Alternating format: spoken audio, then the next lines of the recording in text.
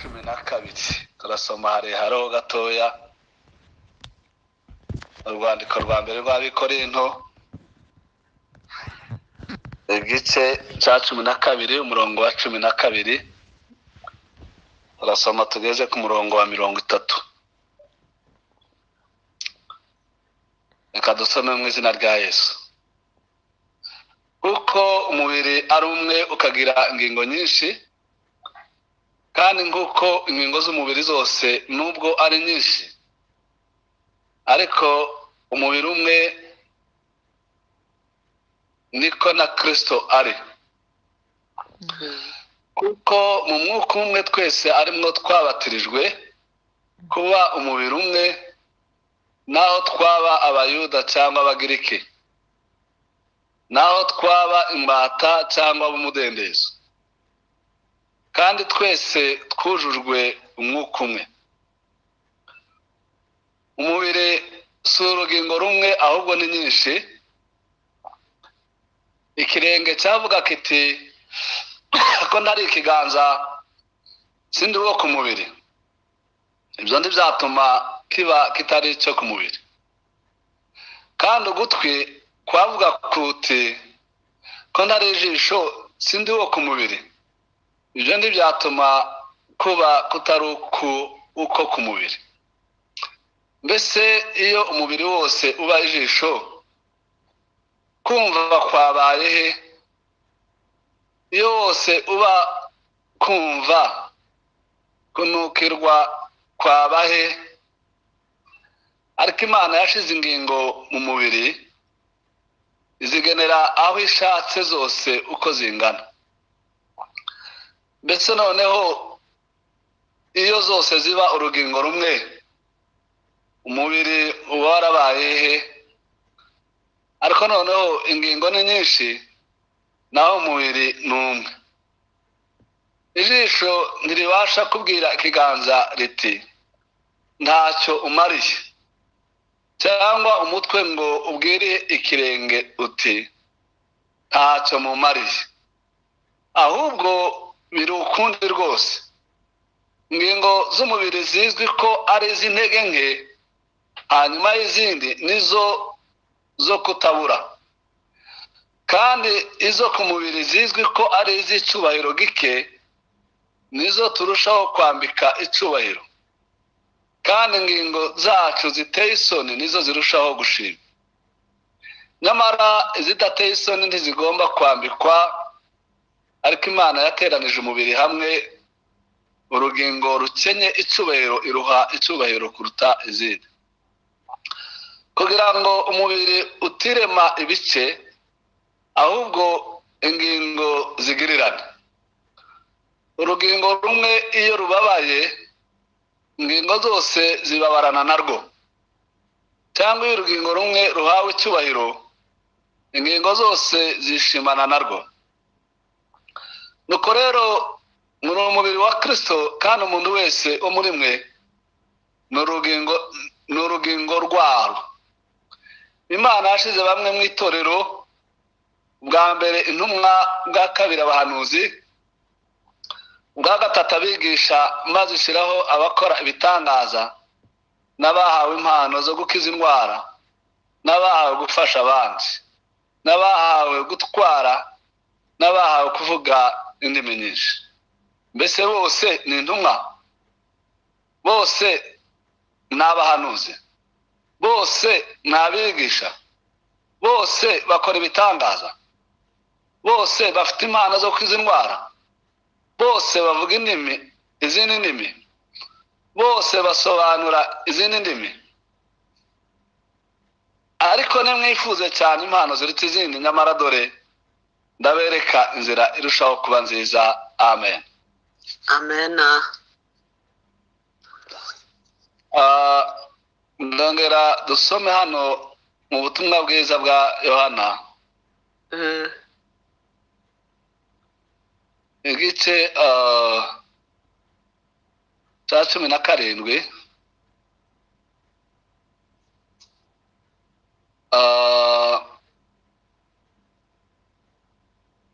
mu gice cya 17 umurongo wa mbere kugeza ku murongo wa 10 n'isengesho tugiye gusenga.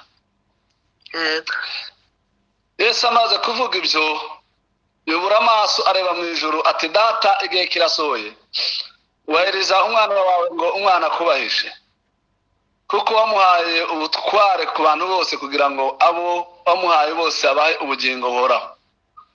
Ubu ni bwo bugingo buhoraho ko bakumenya ko ari wowe Imana y'ukuri yonyine bakamenya n'uwo watumye ari we Yesu Kristo. Nakubahishije mu isi kuko narangije umurimo wampaye gukora. Nanone data imbere yawe nyubahishe cyatubera nahoranye ndi kumwe nawe isi itararema. Abo wampaye mu isi bamenyesheje izina ryawe. Barabawe urabama none dore bitondeye ijambo ryawe. None bamenye yuko ibyo wampaye byose byaturutse kuri wowe. Uko amagambo wampaye nayabahaye nabo bakayemera. Bakamenya by'ukuri ko naturutse kuri wowe. Bakizera kandi ko ari wowe wantumye. Ndabasabira sinsabira bisa ahubwo ndasabira abo wampaye kuba ari abawe. Kandi ibyanjye byose ni ibyawe, n'ibyawe nabyo ni ibyanjye,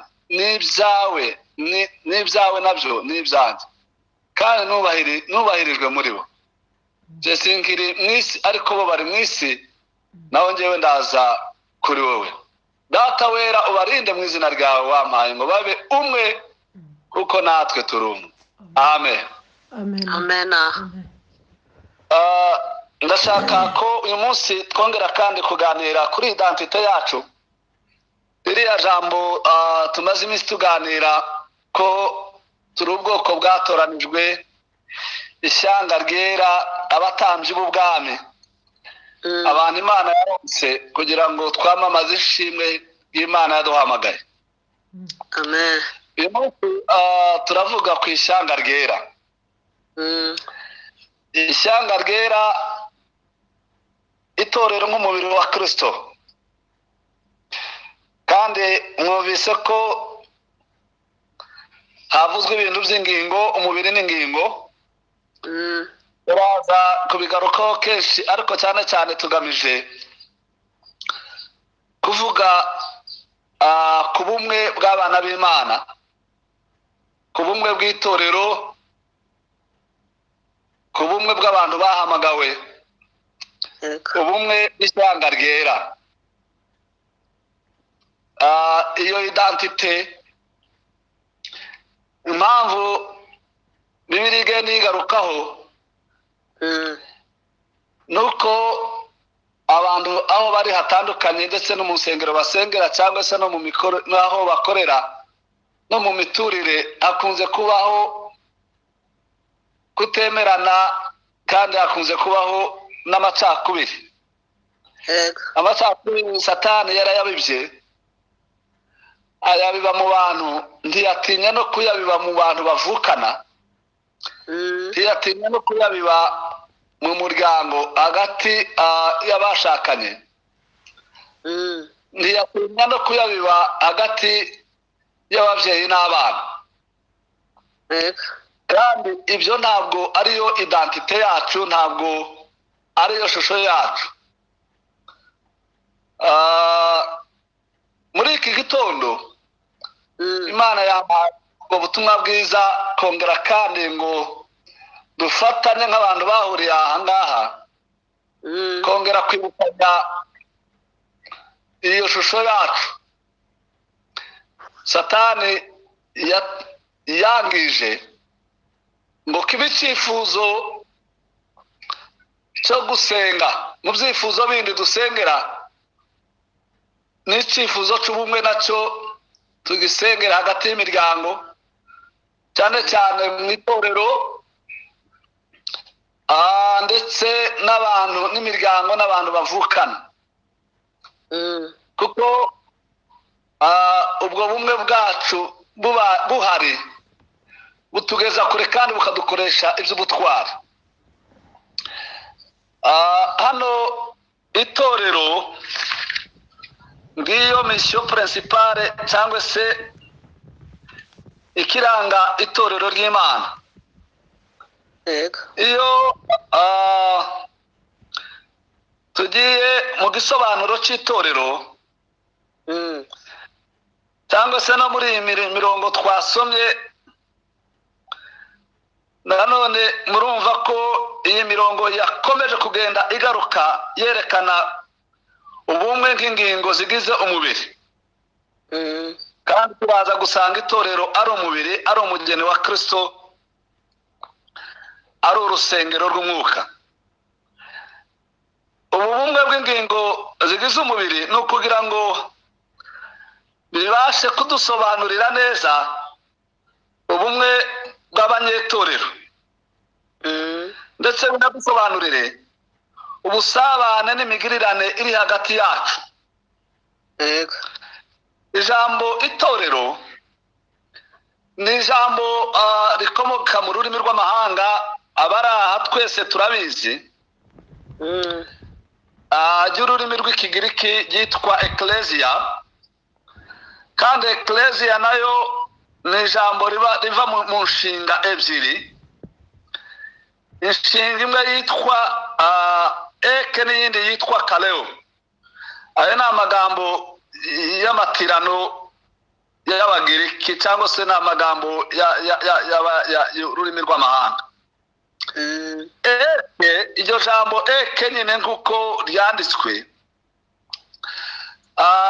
ni ijambo rivuga ngo hanze ya n'abantu, naho kaleo ni uguhamagarwa. Itorero ni abantu bahamagawe baturutse hanze, baturutse hariya hirya, kandi ni abantu bava mu moko yose, indimi zose, imiryango yose. Ni ukuvuga ngo itorero riri mu bantu bose bahamagawe. Yego. Uruhu, uburebure, ubugufi, ururimi rutandukanye, abo bantu bose bagize itorero. Kandi uwo ni umuryango Imana yishimira, ireba nk'umuryango umwe wanjye. Njyewe mfite umuryango w'abana 6.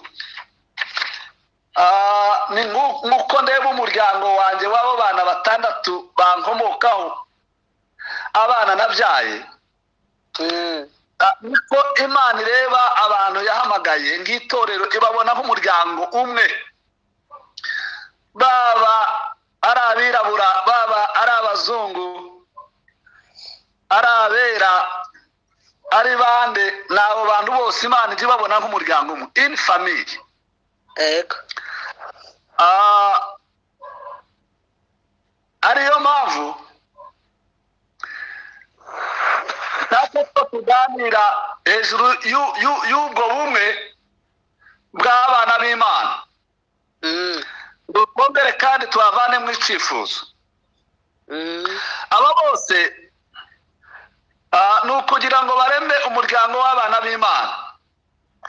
Hariya bamaze guhunga batataniye i Ponto, i Galatiya na Bituniya mu rwandiko rwa Petero, ikintu cyabaranze habayeho gucikamwo, habayeho kugira amacyakwinshi, ndetse ubwabo batangira no kuregana, kandi bakaregana bari mu buzima bubashaririye bose. Ibyo bituma batabishyanga ryera. Mu rurimi rw'icyongereza ho bivuga ngo ni holy nation,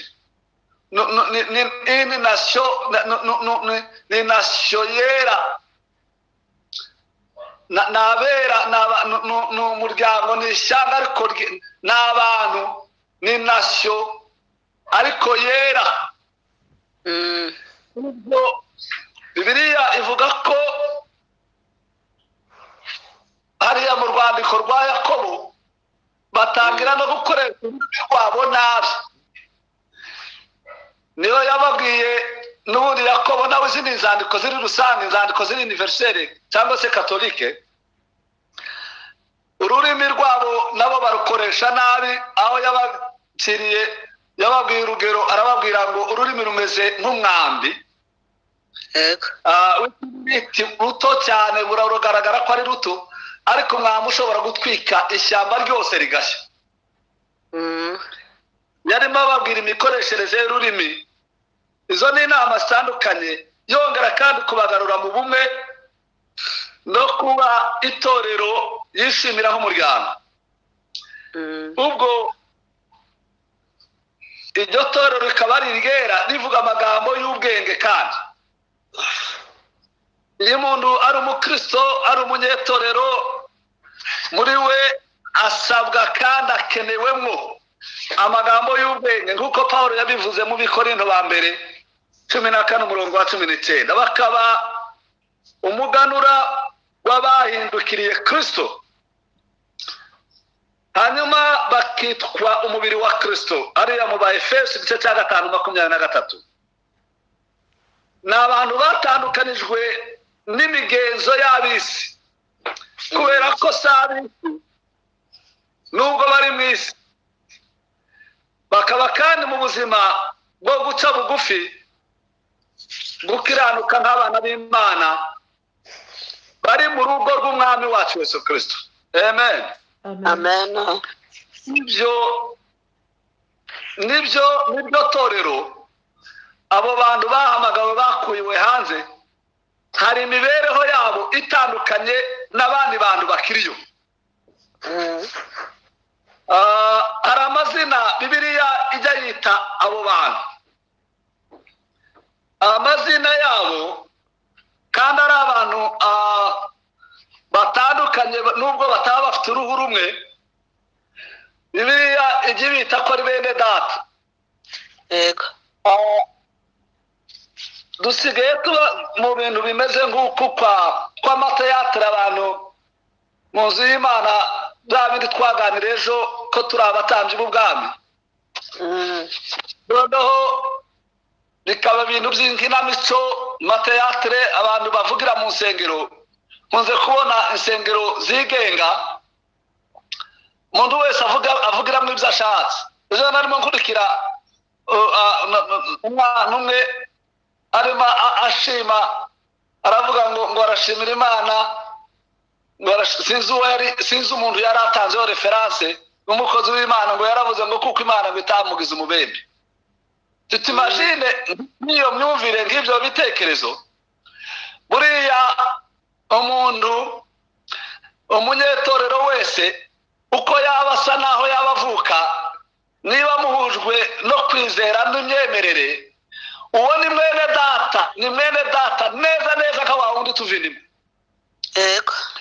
kuko ari n'umunsi Yakobo yarimo asezera abana be, ababwira uburyo bazamukingura ngo muzampambe aho data Isaka na sogokuru Aburahamu bashyinguwe, aho nyogokuru Isaka yashyinguwe, aho Rebeka na Leya bashyinguwe, umugore we na Rebeka nyina. kandi aravuga ngo ngiye gusanga ubwoko bwanjye, ngiye gusanga bene data ubwoko bwanjye. ntiyigeze avuga Esawu, kandi Esawu yari impanga, baravukanaga na Esawu. ari impanga, ari amahasha. kubera ko atavuze Esawu, kuko Esawu umuntu ashobora kuba n'undi muntu muri impanga ariko mudahuje kwizera, uwo si mwene wanyu. mwene wanyu, mwene data n'uwo dusangiye kwizera. dushobora gusangira kwizera na mwene data, abo bose duturanye, cyangwa se abo tuzi, pane seserema ko tuba amarasano. ndimo ndashaka kuvuga identite y'abana b'Imana, ubumwe bw'abana b'Imana. ikintu gitangaje ni uko n'abantu basengana batemerana, kandi bagakomeza bagasenga bakitwa ngo ni abakristo. ntabwo ari byo. ndaza gatoya kugaruka muri detaye y'iyi jambo twasomye rijyanye n'ingingo, uburyo zemerana n'imikoranire y'ingingo nk'abana b'Imana, nk'iby'Imana idushakaho. mu mazina Bibiliya itubwira y'abakristo, hafi agera muri 7 cyangwa se nkangahe. Ijya mbere ryo nari bene data. Abo bene data n'abantu babana mu rukundo kandi babana nk'abavandimwe batagira gatandukanye. Iyo hari ikintu kigutandukanya na mwene so ukibwira ngo n'umukristo, ubwo ntabwo ari mwene so nyine, uba watakaje umurongo, uwo murongo kuba ari mwene data. Imana turi ishyanga ryera kandi turi bene data. Imana idusaba kwemerana no kubana mu rukundo nka bene data no mu migiriranire iyo ari yo yose. Tugomba kugera kuri urwo rugero. Urwo ni rwo rugero Imana ishaka, uko umuntu yaba asa kose naho yaba avuka hose. Amen. Amen. Umwirabura, umuzungu, nk'abanyafurika bafite abanyafurika batandukanye. Imana ishaka kugira ko tugera ku rugero ko ari bene data, ni mwene data. Abizera, ibyo ni izina rya kabiri, nuko dusangiye imyemerere, dusangiye kandi no kwizera kumwe. Dufite kwizera kumwe n'ikiringiro kimwe, kandi Imana twizeye ni imwe. Why? Kugira ngo habeho gutandukana. Why? Kugira ngo habeho kutumvikana, kandi twese twibwira ngo turasenga. Oya, turabizera, dufite kwizera kumwe n'ikiringiro ni kimwe. Amen. Amen.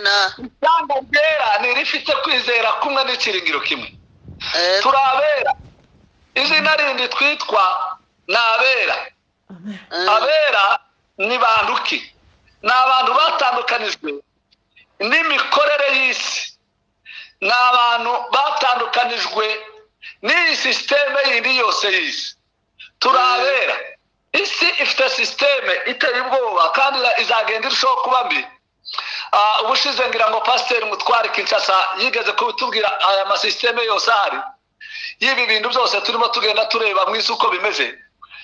Izo ni sisiteme z'isi kandi zirimo ziragenda zevuriwa. Ariko twebwe turabera. Amen. Iya sisiteme igomba kutugiraho ububasha kuko dufite identite yacu yitwa abera. Bwana sifiwe. Hallelujah. Abantu bera ni abantu batandukanijwe n'isi kandi barangwa no gukiranuka muri byose. Kubera ko dufite misiyo ikomeye mu isi ahubwo ni ukumenyesha ishusho yo mu ijuru. Buriya twaje turi hano, ujye umenya ngo ahantu uri hose, igihugu waba urimo cyose, aho ukorera akazi ako ari ko kose, ufite inshingano yo kumenyesha abo bantu ishusho y'ijuru. Nibajya bakubona bajya babona ishusho y'ijuru. Bwana sifiwe. Amen. Bajya babona identite yo mu ijuru. Abakureba bose babona identite yo mu ijuru. Haleluya, haleluya. Haleluya. Abantu bashaka kumenya amakuru yo mu ijuru, turahari kugira ngo niba tureba bamenye ayo makuru yo mu ijuru. Cyane cyane ko turanayumva kandi no twifuza no kumva ayo makuru yo mu ijuru. Muririmbyi yaravuze ngo nkunda kumva amakuru yo mu ijuru kure ahatari ibyago. Reka abantu nibakureba, abantu nibareba imirimo yawe, abantu nibareba imyitwarire yawe, komporutema zawe, bajya babona ko urepresenta, uri umwambasaderi, uri umuntu uhagarariye igihugu cyo mu ijuru. Amen. Amen. Amen. Amen. Iyo ni identite yacu. Ndimo nagaruka kuri identite cyangwa abo turi bo. Ikindi Bibiliya yavuze ngo ni abatoranijwe, ariko mwebwe muri ubwoko bwatoranijwe. Turi abatoranijwe, ni abantu bakuwe mu bantu benshi, batorewe kandi umurimo. Ntabwo twatoranijwe gusa, hariho n'inshingano twatoranijwe gukora. Hariya hepfo Petero yavuze ngo twatoranijwe kugira ngo twamamaze ishimwe ry'Imana yaduhamagaye. Amen. Ni ukuvuga ngo ujye umenya ngo aho uri urahari kugira ngo waba uvuga waba utavuga imana yaguhamagaye ihimbazwe. Imana yaguteretsaho ihimbazwe ikwirate. Twamamaze ishimwe ry'Imana yagize guteyeme yaduhamagaye. Amen. Izina rindi rya gatanu turabigishwa. Ababigishwa ni abahora biga, duhora twiga. Ntabwo turagera kuri perfection, ntabwo turasoza amashuri. Turacyari mu masomo turiga, tujya twiga buri munsi. Kandi dufite amasomo twiga iyo mu buzima busanzwe, ariko dufite n'amasomo imbere yacu ijambo ry'Imana. Reka nongere mbakangurire gusoma cyane, gusoma ijambo ry'Imana, twumve icyo ijambo ry'Imana ritubwira. Twubakire ku ijambo nirwo rufatiro, tutubakiye ku marangamutima yacu, kandi tutubakiye no ku bitekerezo byacu, ahubwo ibitekerezo byacu byubakire ku ijambo. Duhora twiga iteka. Umuririmbyi yararirimbye aravuga ngo tujye twiga Bibiliya iteka, ngo twihatire kuyimenya neza, kandi dusabe Imana ituyobore. Ubwo nibwo ngira ngo nibwo tuzaba dutunganijwe, tubaye abo Imana ishaka. Turabigishwa. Kandi kubera ko turabigishwa, Yesu yabanye n'abigishwa imyaka 3, arabigisha kugeza umunsi arimo abasezera yakoze evaluation, cyangwa se yashatse kubakoresha ikizamini. Arababwira batese munitane, reka numve ko ahari niba baramumenye, mujya munitane. Baravuga bati rumwe wo mu bahanuzi, uri Yohana, uri Eliya. Petero aravuga ngo uri Kristo umwana w'Imana. Amen. Yesu ntabwo ari inyama n'amaraso biguhishura ayo magambo, ni Data wo mu ijuru rw'ijuru. Urebe Petero yahishuriwe iryo banga rikomeye, ariko ryaje kumubera iturufu kandi yo kugwa. Umunsi abasezera akaboza ibirenge, arimo aboza ibirenge, Bibiliya ivuga ngo yarababwiye bati namwe mwozanye ibirenge. Turaza kubigarukaho, kozanya ibirenge, mujye mwozanya namwe ibirenge. Ariko Yesu abasezera aragenda, nta kindi kintu cyakurikiyeho. Muzasoma ijambo ry'Imana, Bibiliya iravuga ngo Petero ahita abaza batese, k'uyu mugabo mubona dusezeye, umukuru usigara utuyobora muri twe ninde?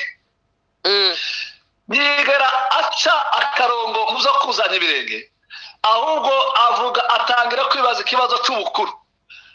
Urabizi ko iyi yabaye intambara hagati y'amatorero ndetse no mu buzima busanzwe, voire meme n'abanyapolitiki, ikintu cyo kurwanirira intebe no kurwanira ubukuru. Petero ni ibintu bikomoka iriya hirya kure. Petero aravuga bati ariko si ngombwa kwibaza umukuru wari we. Njyewe mfite ibyo nakoze, mfite ikizamini natsinze cyabananiye.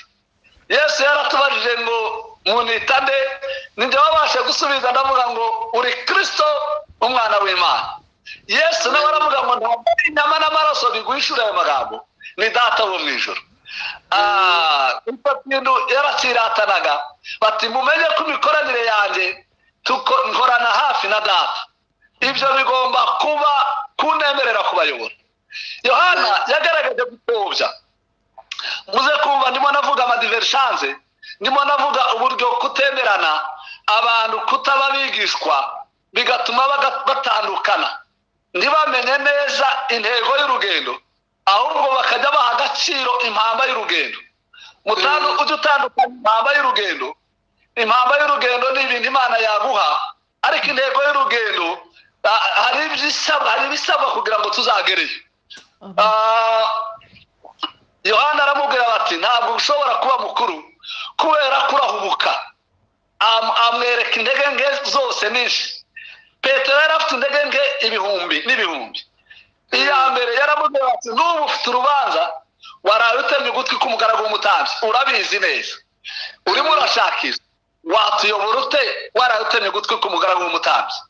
Yesu waramukurikiye, yaranaguteguje aravuga ngo inkoko iraza kubika gatatu nawe unihakanye waramwihakanye urabizi neza ko wamwihakanye icya gatatu abigishwa warabatereranye uzi ko wadutereranye ujya kuroha urabasigura agenda ihubuka ryawe kandi habe na Yesu yaravuze ngo mugende mubabwire ko nazutse ngo mubwire na Petero yari afite umwihariko wo kubwirwa ko yazutse kubera ko nubwo yiratanaga mu bandi ko yahishuriwe Kristo kandi ko ari Yesu nawe yamuhamije ko atari inyama n'amaraso ariko yari afite za faiblesse yari afite faiblesse itagira uko zingana.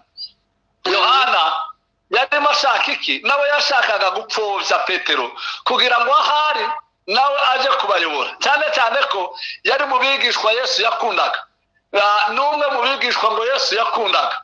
Noneho Yohana asa naho yerekanye intege nke z'uwabo iyo abantu bajya gusenyana bahera uburyo berekana intege nke zabo umuntu akiyereka ubundi intege nke ze ashaka kumurangiza no kumupfobya no kumuvanaho ariko Bibiliya ivuga ngo mwemerane wanasifiwe twemerane kuko Kristo natwe yatwemeye. Hanyuma Bibiliya iravuga ngo Yohana yerekanye uburyo nawe yakagombye kuyobora. Filipo niwe waje. Filipo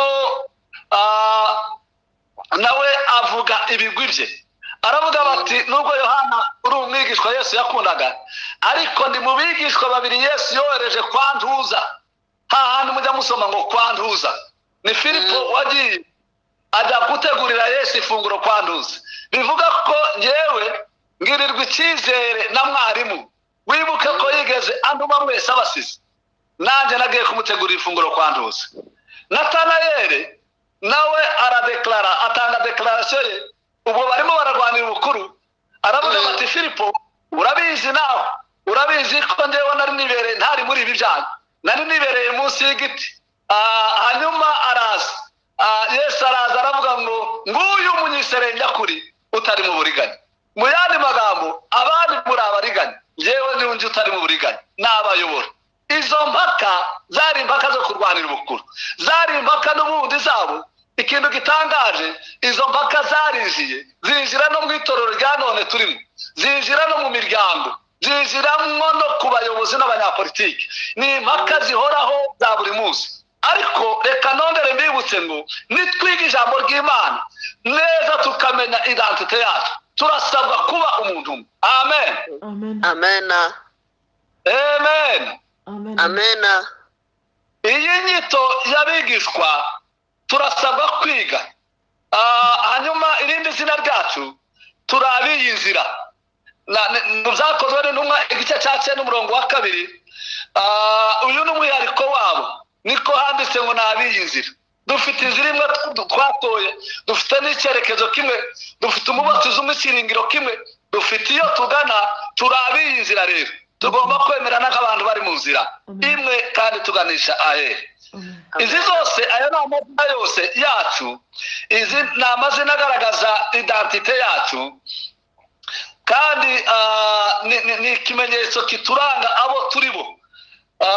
Bibiliya ikavuga abo turi bo ko turi umubiri ari nayo magambo twasoma turi umubiri wa Kristo turi umubiri umwe kandi umubiri wande wa Kristo turi ingingo zigize umubiri wa twebwe turi ingingo ngewe n'urugingo nawe uri urugingo kandi twese dutewe ku mubiri umwe wa Kristo ari ryo torero umubiri wa Kristo. Hanyuma urusengero rw'Imana turi urusengero rw'umwuka turi urusengero rw'Imana. Turi n'umugeni wa Kristo turi umugeni wa Kristo. Pawulo yaravuze ngo nabakwereye umugabo umwe ngo mubashyingire kugira ngo mubabare turi umugeni wa Kristo. Ibyo nibyo tugomba kumenya kandi kikaba icyifuzo cyo gusenga neza. Iyo umuntu ari umugeni bucya ashyingirwa hari imyiteguro runaka byanga bikunda igomba kubaho turi umugeni wa Kristo. Iri jambo twasomye ryo mu Bakorinto igice cya 12 umurongo wa 12 uza kuri 31 muri iyi mirongo hagiye hagaruka cyane ijambo umubiri kandi uyu mubiri nubireba neza nusubiramo ujya gusoma urasanga uyu mubiri wavuzwe inshuro nyinshi hafi zigera muri 16 muri chapitre imwe gusa nayo ndigeze chapitre kuko twahereye kuri 12 hagarutse umubiri bishaka kuvuga ngo aho hantu hagomba gucibwa umurongo cyane umubiri. Paulo yagiye avuga ibintu bijyanye ku mubiri habe no mu zindi zandiko ze yabigarutseho kenshi. Urebye mu Baefeso, urwandiko rw'Abaefeso n'urw'Abakolosayi hagenda hagaruka urugingo umubiri wa Kristo ugaruka kenshi, kandi icyo Paulo yashakaga kuvuga yashakaga cyane guca umurongo ku bijyanye n'ubumwe. Iki ni ikibazo itorero ry'i Korinto ryari rifite, sibo gusa habe natwe twese turagifite kijyanye n'ubumwe. Amen. Ni ikibazo kiri mu sosiyete, ni ikibazo kiri mu matorero, ni ikibazo kiri mu miryango.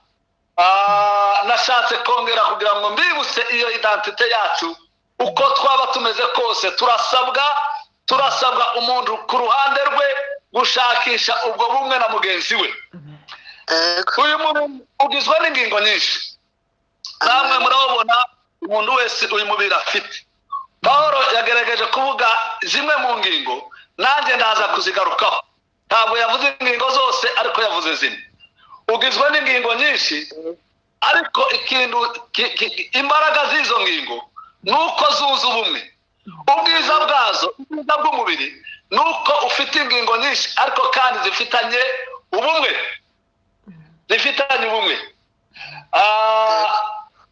Urugingo ntirushobora kwidetasha ngo rutandukane n'izindi hanyuma ngo rwitwe ko ari umubiri.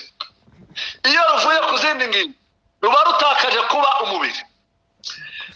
Iyo umuntu atandukanye na mwene se, haba mu myemerere cyangwa se no mu mikoranire, aba atakaje kuba umubiri. Icyerekezo aba agitakaje. Burya kutagira ubumwe bisobanuye guta icyerekezo. Ngiki icyifuzo kindi nacyo tugomba gusengera muri aya masengesho, muri iyi gahunda y'amasengesho Imana yaduhaye. Kandi iriya jambo Yesu yasenze ngo sinkiri mu isi, ibo bari mu isi, data ubarinde umubi kandi ubagire umwe kuko njyewe nawe turi umwe. Haleluya. Amen. Nk'uyu mutwaro uremereye tugomba kugira nka sosiyete yacu, nk'itorero ryacu. Kandi murabizi ko ibyo mvuga abantu bari aha turi kumwe murabyumva cyane, no mu bijyanye no mu misengere uburyo habayeho n'amadivergence, kandi kwizera ari kumwe, umubatizo ari umwe, umubiri wa Kristo ni umwe. Iyo umuntu yitanyuye ntabwo aba akiri urugingo, aba atakaje kuba umubiri. Urwo rugingo ntabwo rwakwitwa umubiri, ruba rutakaje ndetse n'ubuzima, kuko ubuzima bw'urugingo nuko ruba rushinze ku rundi rugingo. Ntiwavanaho urugingo rumwe ngo rube rukicitswe umubiri. Nicyo nendaga kuvuga, kandi ndimo ndashaka kuhaca umurongo cyane. Rero muri iri jambo twasomye usanga hariho amagambo abiri y'ingenzi cyane y'umubiri, amahame abiri y'ingenzi nk'itorero hari amahame agomba kuzirikanwa cyane. Itorero rya Kristo nk'umubiri rifite ubuyobozi n'imikoranire, rifite organisation. Harimo organisation rigomba kuba riri organize, rifite ino organisation Imana ishaka, kandi rifite muri iyo organisation harimo imikoranire, harimo ubumwe ndetse n'imikoranire. Icyambere cy'ingenzi muri iri jambo twasomye cyagiye kigarukwaho muri observation wumvise, byagiye rigaruka ku bumwe bw'ingingo nk'umubiri wa Kristo. Ubwinshi bw'ingingo ndetse n'imirimo itandukanye buri rugingo rushobora gukora ntabwo zivuguruzanya. Ingingo ntizishobora kuvuguruzanya. Ukuguru ntigushobora kuvuguruza ikirenge, ntibishoboka. Kandi ikirenge kiri kugira ngo kibe kuri serivisi y'ukuguru. Ntabwo nako ikiganza. Ntabwo ikiganza kiba kuri serivisi yacu. Ahubwo kijya gikorera izindi ngingo. Turaza kubireba neza uko Paulo yabivuze. Bivuga kandi ko izi ngingo ntizishobora kuvuguruzanya ahubwo ziruzuzanya. Sinzi ko nkiri ku murongo. urahari. Imana iguhe umugisha. Amena. Umurongo wa 12 wavuze ubwinshi bw'ingingo. Izi ngingo ubwinshi bwazo ni ingingo zigenda zuzuzanya. Ego. Ntabwo mu by'ukuri ziriho kugira ngo zivuguruzanye. Niba tutabasha kwigira ku mubiri wacu, ntabwo twaba turabigishwa. Ushaka imibereho yawe na sosiyete, urebere Paulo yaduhaye urugero rwiza rw'umubiri wacu. Uyu mubiri wacu uburyo ukorana, uburyo ingingo zikorana, niko Imana ishaka ko dukorana muri sosiyete. Aya ni amasomo n'imfashanyigisho Imana yaduhaye ikomeye y'uyu mubiri mureba. Iby'Imana ikwifuzaho wowe na mwene so mu muryango n'abana bawe ndetse na sosiyete n'itorero, Imana yaguhaye amasomo y'uyu mubiri wawe. Uyu mubiri wacu ni imfashanyigisho mu bumwe. Umurongo wa 13 Bibiliya yavuze ngo bafite umwuka umwe ubagenga. Kuko umwuka umwe twese ari wo twabatirijwemo kuba umubiri umwe. Nubwo twaba turi Abayuda cyangwa se Abagiriki, ab'imbata, ab'umudendezo, twese twujujwe umwuka umwe. Amen. Amen. Amen. Niba dufite umubiri umwe, dufite n'umwuka umwe. Ego. Uwo ni umwuka umwe. Ibyo nabyo urebe urutoki ntirugira umwuka warwo, ukuguru kugira umwuka warwo,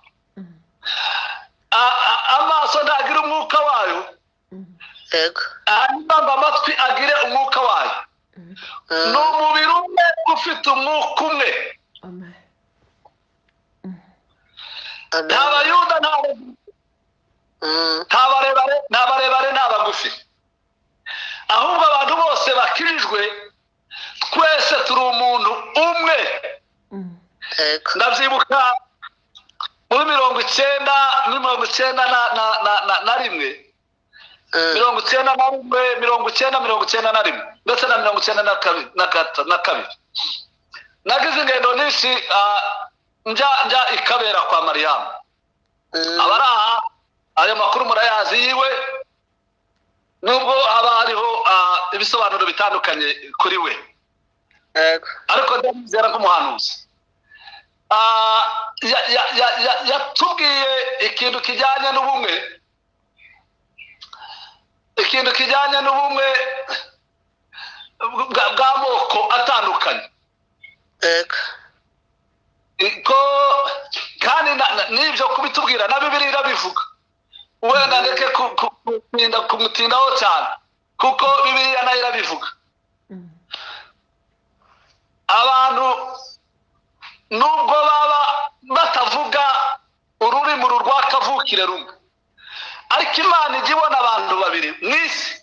Imana ijya ibona abantu babiri gusa, ni abizera n'abatizera. Amen. Abantu bizera baba bavuga indimi zitandukanye, niba bizera bafite ikibahuza gikomeye. Abo Imana ibabona nk'umuntu umwe, ikabona abandi bantu batizera b'abapagani, umukristo n'umupagani. Ibi bintu bijyanye n'amoko abantu bagiyemo ntabwo ni abantu, ariko ntabwo ariko Imana ishaka. Hanyuma ziriya ngingo kandi uretse ko zifite ubumwe kandi zinasangiye n'umwuka umwe, ziragenga zigira n'imikoranire zigira imikoranire imwe. Uru rugingo rwose rufite ibyo rukora, rumenya neza ko atari ku nyungu zarwo gusa, ahubwo ni ku nyungu za bose. Bibiliya yavuga ngo ikirenge ntabwo ngo gishobora kuba ikiganza.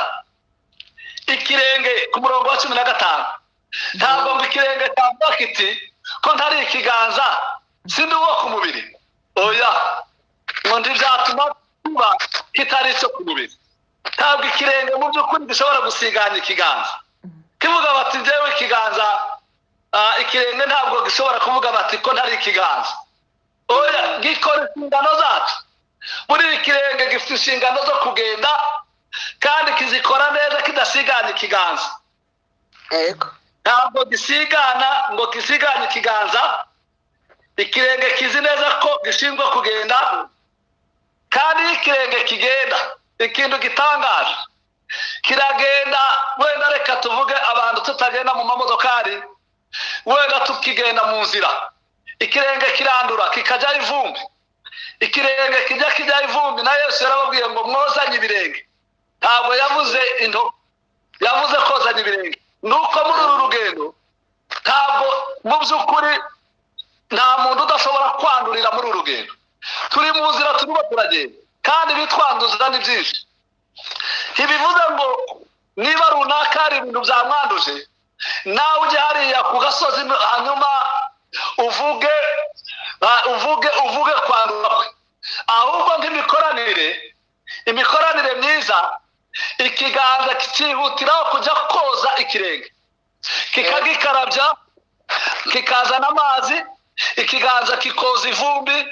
Ntabwo ikiganza kijya gusebya ikirenge ngo cyanduye, ahubwo ikiganza cyihutiraho nk'umubiri umwe. Bwana sifiwe. Cyihutiraho nk'umubiri umwe, ikiganza kikajya koza, kikoza. Ikiganza kibereho kugira ngo cyoze ikirenge, ahubwo ntigisebya ikirenge, kiracoza. Uru rugero rw'umubiri ni urugero rukomeye Pawulo yeretse itorero ry'i Korinto mu bibazo bitandukanye bari bafite byo kutemerana, by'amacakubiri yari abarimo, ababwira ngo turi umubiri umwe, kandi umubiri ugizwe n'ingingo nyinshi. Ikiganza nicyihute cyoze ikirenge, kigikureho ivumbi. Kugira ngo dufate iyo nshingano n'uwo mukoro ibe devuware, uwo watekerereza gukundi, ahubwo umusange, umubwire, muganire, ube unyunganizi, umwubagire iryo vumbi, kuko nawe aragenda. Niba yagenze hari icyamwanduje, haba ahariho hose, mu makushe yose, kandi haba mu itorero, haba mu muryango, haba no muri sosiyete turimo. Nitugire uwo mutwaro n'iyo ntambwe yo gutera intambwe yo gusanga bene data nawe agusange, twozanye. Ikirenge kiriho kirandura, ariko ikiganza kikacyoza. Urumva hariho ikintu cy'imikoranire idasanzwe. Ikiganza kandi iyo cyoza ikirenge, kicyoza neza, kibikora neza, kigamije gukuraho umwanda uwo ari wo wose. Murumva ko ikiganza kirahari, ntabwo kiriho kubw'inyungu zacu, kiriho kubw'inyungu z'ikirenge.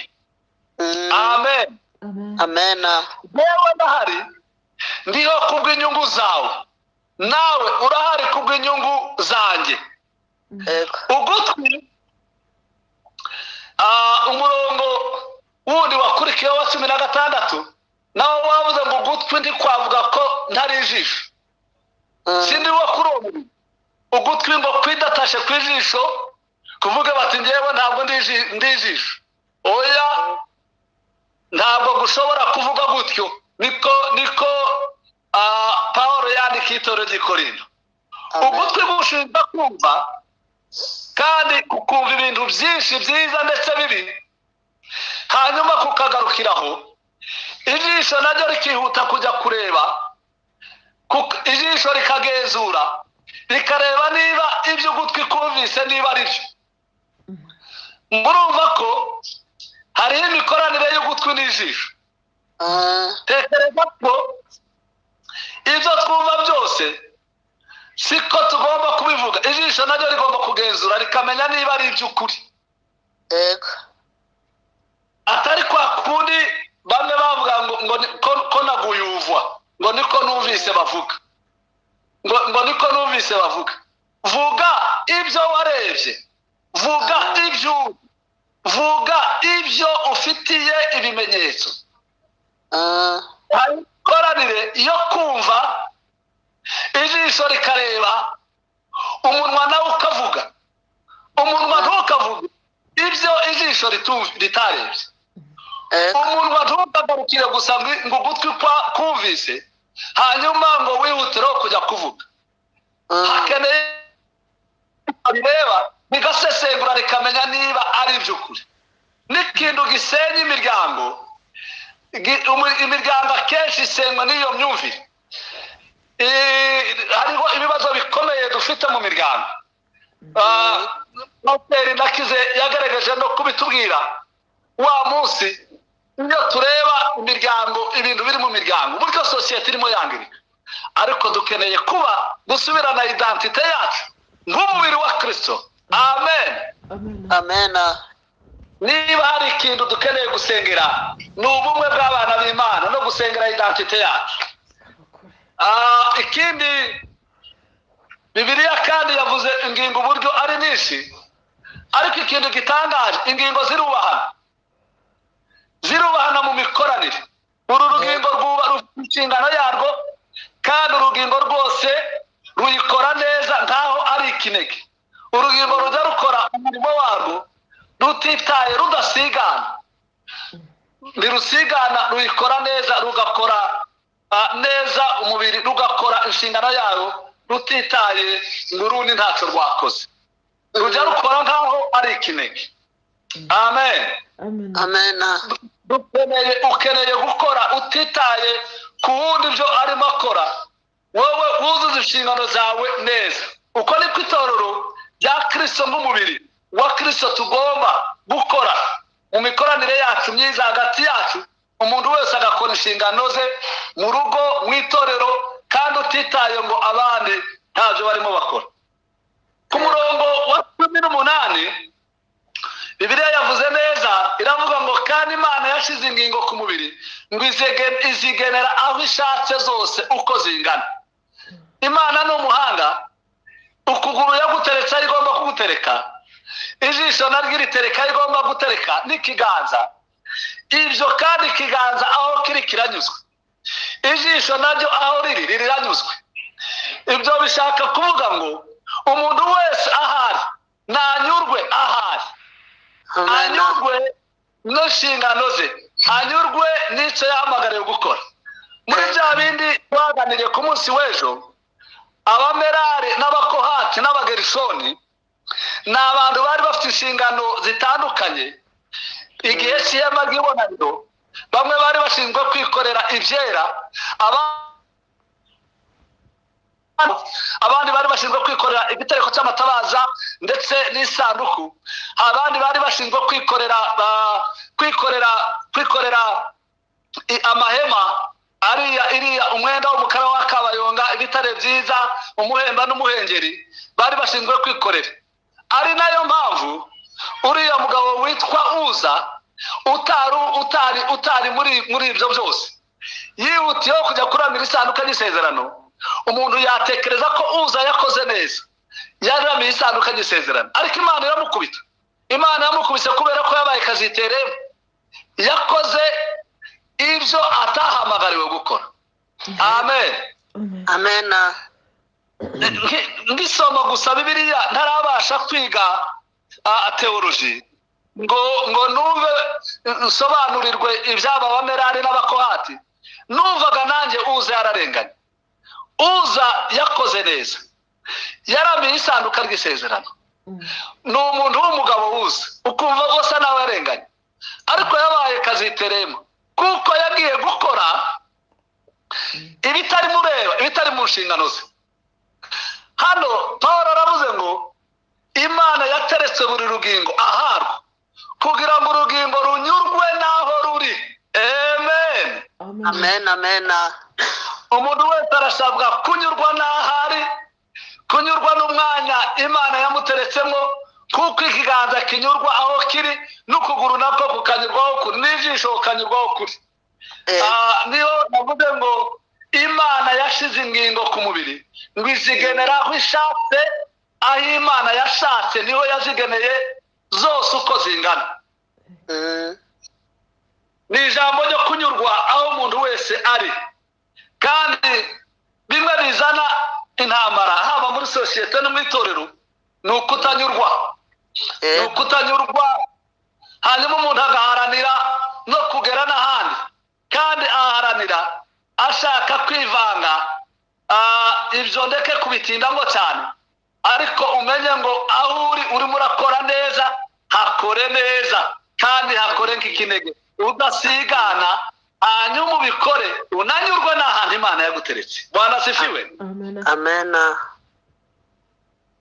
Ikindi, umurongo wa 21 hari ijambo rivuga ngo ijisho ntiribasha kubwira ikiganza riti ngo ntacumariye, cyangwa umutwe nawe ngo ubwire ikirenge uti ngo ntacumariye. Oya, ntabwo ingingo zisuzugurana mu by'ukuri, nta nubwo zibwirana ngo ntacumariye. Hari isomo ryo kudasuzugurana. Ijisho nubwo ryibwira ko ribona cyane kandi rikabona hose, ariko ntirishobora gusuzugura izindi ngingo ngo rinenge ikiganza rivuga bati wa kiganza we ntacumariye. Oya, ijisho birareba kandi rigakora neza ibyo rishinzwe gukora.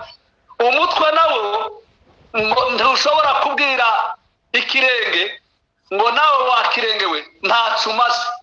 Oya, kubera ko umutwe nubwo ari munini, ari utekereza, uba mu bwonko, uba mu bitekerezo, usa naho uyobora umubiri. Ntabwo umutwe ushobora kubwira ikiganza. Umutwe ntushobora kubwira ikiganza uvuga bati nawe wakirengewe ntacumaze. Umutwe wubaha ikirenge, umutwe ujya wubaha ikirenge. Uko waba umeze muri sosiyete, waba ukuriye sosiyete, ukuriye entreprise, na wa mukozi wo hasi afite umumaro. Waba uri umuyobozi w'itorero, na wa mukristo wundi muto afite umumaro wiwe. Mu muryango, uko waba ufite imbaraga zose mu muryango, na wa mwana mutoya afite umumaro we. Amen. Amen. Turasabwa kwemerana kuko Kristo yakwemeye. Reka nje ku ngingo yindi wenda ariyo sorezaho, ingingo ya organisme. Ubu narimo mvuga ku ngingo ya organisation, imikoranire no kwemerana, ariko noneho hari izindi ngingo zigize organisme cyangwa se ubuzima bw'imbere. Ubuzima bw'imbere, umukristo mwiza, itorero ryiza nirifite organisme nziza, nirifite ubuzima, maisha ya ndani mazuri, ubuzima bwiza bwo umutima, ibihaha, insiko. Izo ni ingingo zindi zitagaragara, tutarebesha n'aya maso, ngeretse wenda habaye ama operation nibwo tuzibona. Tugeze mu buzima mu by'ukuri bwo mu mwuka, kandi ubuzima bwo ku giti cy'umuntu. Bibiliya yavuze ngo izo ngingo zitagaragara mo zigomba kwitabwaho cyane. Zigomba kwitabwaho cyane. Kubera iki? Buriya umuntu ashobora kubura ukuguru ariko agakomeza akabaho, ariko nta wabura umutima ngo abeho.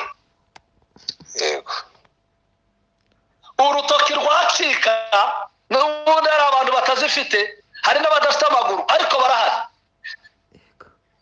Muri organisation yego sava, ariko muri organisme, maisha ya ndani ya utakaso, maisha ya utakaso arakenewe cyane.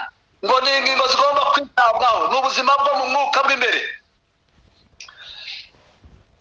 Rero ni ngombwa gukora isuku no kurinda ikibisanyo cyiza twahawe cyo mu mwuka, hariya umubiri w'indani, hariya ziriya ngingo ngingo z'imbere tuzikorera isuku bene data tuziteho cyane kandi tuzigenzure kenshi tugenzure uko tuvuga n'uko tugenda tugenzure uko dutekereza tugenzure ziriya ngingo z'imbere uriya muntu w'imbere umuntu w'imbere agaburirwa umuntu w'imbere akorerwa isuku umuntu w'imbere yitabweho cyane niba hari icyo tuzageraho kandi umuntu w'imbere nakomeza abe mushya uw'inyuma ashobora gusaza iza organization ishobora no gukurwaho ariko organisme nituyiteho cyane tuyiteho cyane isuku yo mu mutima ituma umubiri wose ugubwa neza iyo umuntu afite isuku yo mu mutima umubiri wose ugubwa neza niba ukiranuka mu rugo rwawe ugakiranuka muri sosiyete bituma nawe ukorera biba byiza shaka uburyo wakiranuka nk'urugingo nk'umubiri wa Kristo ng'itorero Mana ishimwe amen utake gukorera isuku no kwita cyane ku muntu w'imbere umuntu w'imbere agomba kwitabwaho cyane ibyo bituma itorero ry'Imana nk'umukristo agomba guhora yita cyane cyane ku buzima bwo mu mwuka akamenya ko ubwo buzima kuri we ari ikinege n'ikinege indirimbo ya Salomo igice cya 6:9 haravuga ngo ariko inuma yanjye nayiciye akayonga niwe gusa ni ikinege cya nyina ni umutoni w'umubyaye menya ko ubukristo ari ikinege ubukristo ntabwo ari rusange umuntu w'imbere ntabwo ari rusange umuntu w'imbere ni ikinege mwiteho cyane mukorera isuku wanasifiwe umuntu w'imbere ni ikinege uri umutoni w'uwakubyaye uri ikinege cy'uwakubyaye umutoni uri umuntu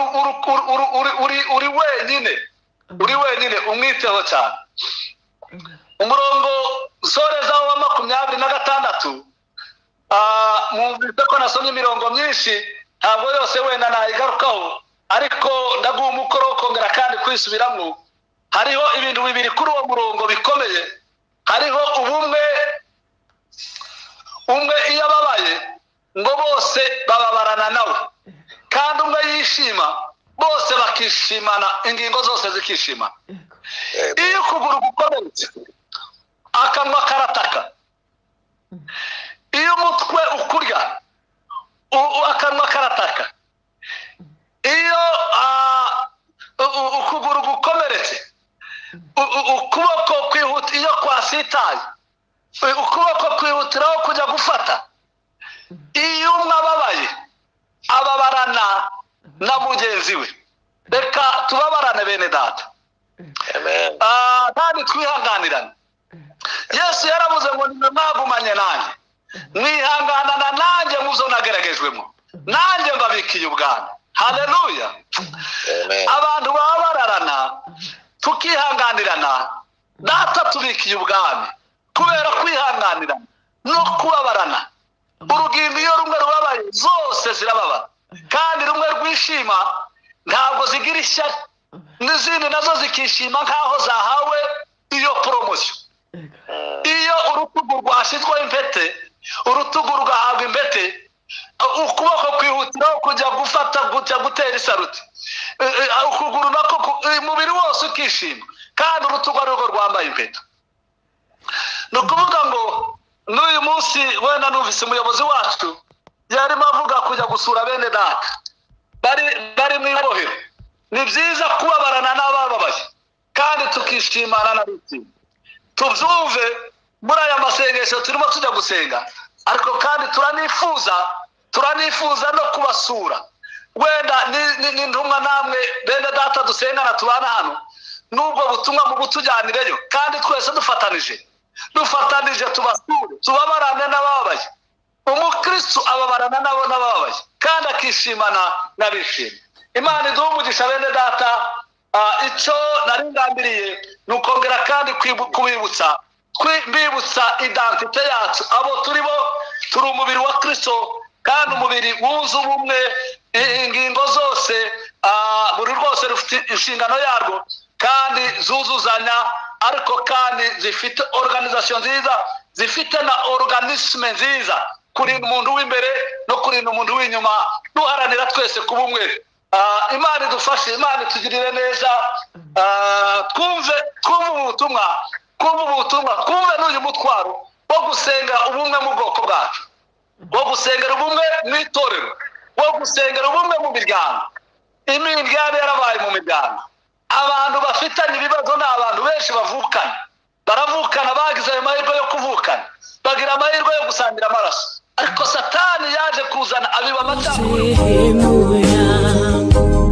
Rafiki yangu wewe katika safari